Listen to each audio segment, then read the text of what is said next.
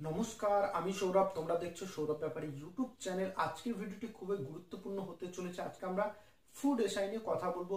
Food SI কেসটা উঠছে না কেন, ফুড এসআই কেসের কি হলো, ফুড এসআইয়ের ভবিষ্যৎ কি হতে চলেছে, যারা কি ফুড এসআই কেস করেছে তাদের কাছে কি পয়সা নেই, তারা কি কেস চালাতে পারছে না, সব কিছুর ব্যাপারে আলোচনা করব। তাই ভিডিওটি খুবই গুরুত্বপূর্ণ হতে চলেছে, মিস করবে না এবং স্কিপ করবে না।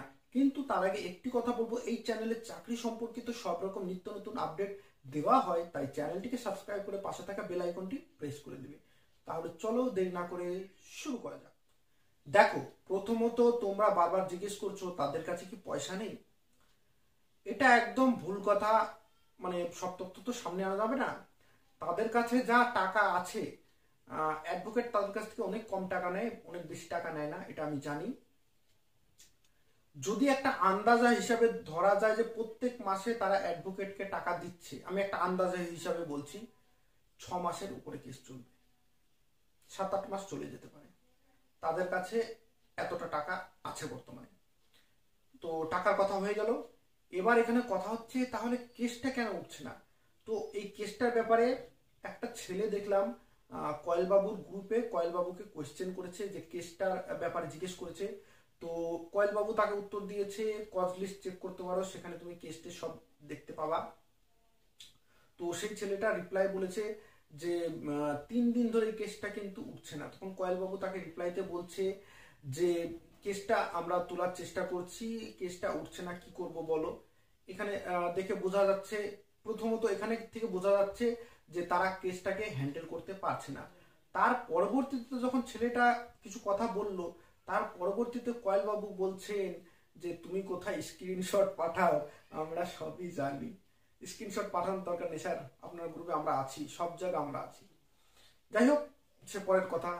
তাদের লোকও আমাদের গ্রুপে আছে, অন্য কোনো ব্যাপার নেই। তাদের লোক আমাদের গ্রুপে আছে, আমাদের লোকও তাদের গ্রুপে আছে।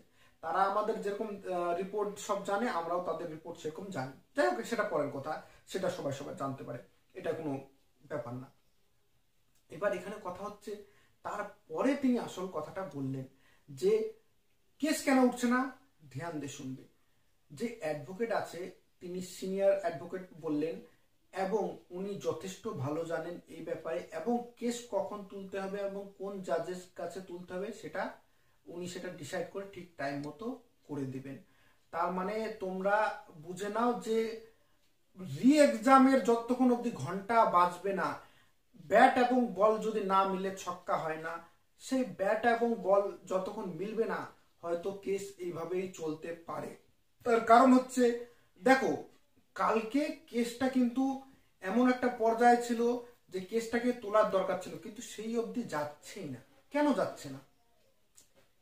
এখানে কিছু একটা বললাম তো, ব্যাটে বলে খেলা হচ্ছে। এখন তোমরা খেলা দেখো, খেলা হচ্ছে, খেলা হবে, হয়ে যাবে। যাই হোক, তোমাদেরকে একটা কথা বলবো যে তারা যতক্ষণ রি এক্সাম না হয় এই কেসটাকে টেনে নিয়ে যাবে, এবং টাকা পয়সার তাদের কাছে অভাব নেই, যথেষ্ট টাকা আছে, তাদের মিলিত গ্রুপে সেই টাকাটা আছে।